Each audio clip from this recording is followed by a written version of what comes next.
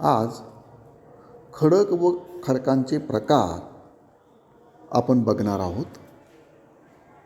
भूगोलशास्त्राच्या अध्ययनामध्ये खडकाच्या अभ्यासाला अत्यंत महत्त्व आहे, कारण खडकामध्ये अनेक मौल्यवान खनिजे आढळतात. लोखंड, ॲल्युमिनियम यापासून दगडी कोळसा, सोने असे मौल्यवान खनिजे खडकात आढळतात. खडकापासूनच मृदा तयार होते आणि मृदा प्रकारावर नैसर्गिक वनस्पती अवलंबून असतात. याबरोबरच नद्यांचे जे प्रवाह आहेत, त्या प्रवाहांच्या दऱ्यांची जी खोली आहे, ही सुद्धा खडक प्रकारावर अवलंबून असते. खडक वेगवेगळ्या घटक द्रव्यांपासून तयार झालेले असल्याने खडकांचे गुणधर्म आणि उपयोग हे आपल्याला भिन्न स्वरूपाचे दिसतात. प्रथम आपण खडकाची व्याख्या बघूया. भूपृष्ठावरील अतिशय कठीण अशा दगडापासून तर अतिशय मृदू अशा बारीक मातीपर्यंत सर्व पदार्थांचा समावेश खडक या संज्ञेमध्ये होतो. दुसरी व्याख्या, एक किंवा अनेक खनिजांच्या मिश्रणाने बनलेल्या भूकवचाच्या द्रव्यास खडक असे म्हणतात. खडकांचे वर्गीकरण केले जाते, म्हणजे खडकांचे जे प्रकार पाडलेले आहेत त्यांची थोडक्यात माहिती घेऊ. खरं तर अनेक शास्त्रज्ञांनी वेगवेगळ्या आधारभूत तत्वांचा वापर करून विविध प्रकारे खडकांचे वर्गीकरण केलेले आहे. मात्र खडकांच्या उत्पत्तीनुसार म्हणजेच खडकांच्या निर्मितीनुसार खडकांचे वर्गीकरण सर्वमान्य झालेले आहे आणि हेच वर्गीकरण सर्वत्र उपयोगात आणले जाते. खडकांच्या उत्पत्तीनुसार कसे वर्गीकरण केले ते बघूया. तर उत्पत्तीनुसार खडकांचे मुख्य 3 प्रकार पडतात.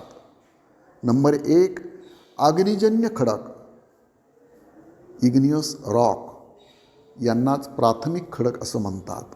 नंबर 2, जलजन्य, याच खडकांना स्तरित खडक किंवा गाळाचे खडक, सेडिमेंटरी रॉक, हा दुसरा प्रकार. आणि तिसरा प्रकार जो आहे रूपांतरित खडक, मेटामॉर्फिक रॉक. अग्निजन्य खडक म्हणजे काय हे आपण बघू. जेव्हा पृथ्वीची निर्मिती झाली तेव्हा अगदी सर्वप्रथम पृथ्वी तप्त अशा वायुरूपामध्ये होती. त्यानंतर तिचे रूपांतर तप्त अशा द्रव पदार्थामध्ये झाले आणि काही कालांतराने त्या तप्त द्रव पदार्थाचे कवच थंड होऊन त्याचे कठीण अशा खडकात रूपांतर झाले. त्यांनाच अग्निजन्य खडक असे म्हणतात. म्हणजे सुरुवातीला पृथ्वी तप्त अशा वायुरूपात होती, कालांतराने तिचे रूपांतर तप्त अशा द्रव पदार्थात झाले आणि तो कालांतराने तो द्रव पदार्थ जेव्हा थंड झाला त्याचेच रूपांतर कठीण अशा खडकात झाले आणि तो खडक म्हणजेच अग्निजन्य खडक. म्हणून या खडकांना प्राथमिक खडक असेही म्हणतात.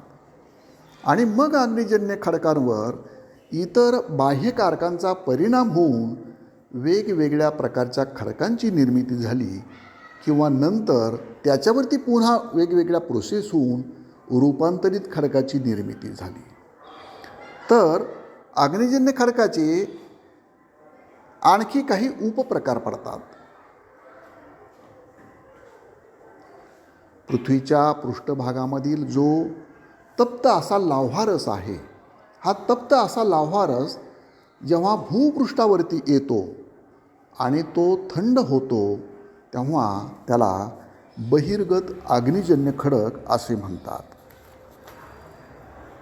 भूपृष्ठावरील अग्निजन्य खडक आणि पृथ्वीच्या पृष्ठभागाच्या आतमधील पृथ्वीच्या अंतर्भागामधील तप्त लाव्हारस हा जेव्हा भूपृष्ठाच्या वर न येता अंतर्गत भागामध्येच थंड होतो आणि खडकाची निर्मिती होते.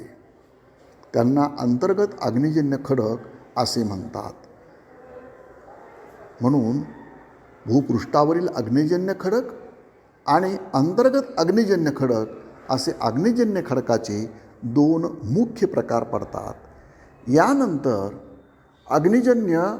अंतर्गत अग्निजन्य खडकाचे आणखी काही उपप्रकार पडतात. अंतर्गत भागामध्ये तप्त लाव्हारस वेगवेगळ्या पद्धतीने थंड होऊन अग्निजन्य खडकांची निर्मिती होते. त्यावरून त्याचे नंबर 1 बॅथोलिक. भूपृष्ठापासून पृथ्वीच्या अंतर्भागामध्ये जास्त खोलीवर तप्त असा लाव्हारस थंड होतो आणि या प्रकारचे खडक निर्माण होतात. या खडकांचा आकार अतिशय अवाढव्य असतो, ओबडधोबड असतो आणि हा लाव्हारस भूपृष्ठावर न येता अंतर्गत भागातच थंड होतो. त्याचा हवेशी संबंध येत नाही. ते सावकाश थंड होतात आणि त्यातील जे स्फटिक आहेत त्या स्फटिकांचे कण मोठे असतात. यांना बॅथोलिक खडक असे म्हणतात. दुसरा जो उपप्रकार आहे त्याला लॅकोलिथ म्हणतात. भूपृष्ठाच्या खाली परंतु कमी खोलीवर, अंतर्गत भागातच मात्र भूपृष्ठापासून कमी खोलीवर जेव्हा तप्त असा लाव्हारस थंड होतो त्यांना लॅकोलिथ म्हणतात. यांचा आकार साधारणतः घुमटाकार असतो आणि या खडकांचे तळभाग पसरट आणि वरचा जो भाग आहे तो खडबडीत असतो. पुढचा प्रकार आहे डाईक.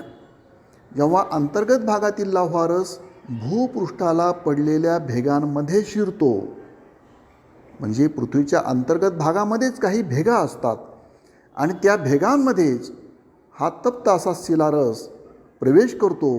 तो भूपृष्ठावर न येता त्या भेगांच्या मध्येच भिंतीसारखा असा थंड होतो. त्यांना डाईक असे म्हणतात. त्यांचा आकार, त्यांची जाडी, त्यांची जी लांबी आहे ती अनियमित स्वरूपाची असते. महाराष्ट्रामध्ये धुळे, नंदुरबार, साक्री या ठिकाणी हे डाईक्स परस्परांना समांतर पसरलेले आढळतात. पुढील उपप्रकार आहे स्टॉक. काही वेळा लाव्हारस भूपृष्ठाला पडलेल्या उभ्या भेगांमध्ये अडकून थंड होतात. त्याला गोलाकार उभ्या स्तंभासारखा आकार प्राप्त होतो. त्याला स्टॉक असे म्हणतात. पुढचा प्रकार आहे शील. बऱ्याच वेळा भूपृष्ठाला अंतर्गत भागामध्ये क्षितिज समांतर भेगा पडलेल्या असतात आणि लाव्हारस वर येताना, भूपृष्ठावर न येताना या आडव्या पडलेल्या भेगांमध्ये तप्त असा शिलारस प्रवेश करतो व त्याच ठिकाणी थंड होतो. त्यापासून आडवे स्वरूपाचे खडक तयार होतात. त्या खडकांना सील म्हणतात. अशा प्रकारे आपण खडक आणि खडकाचा पहिला जो प्रकार आहे अग्निजन्य खडक आणि अग्निजन्य खडकाचे मुख्य प्रकार, त्याचे उपप्रकार थोडक्यात बघितले. धन्यवाद.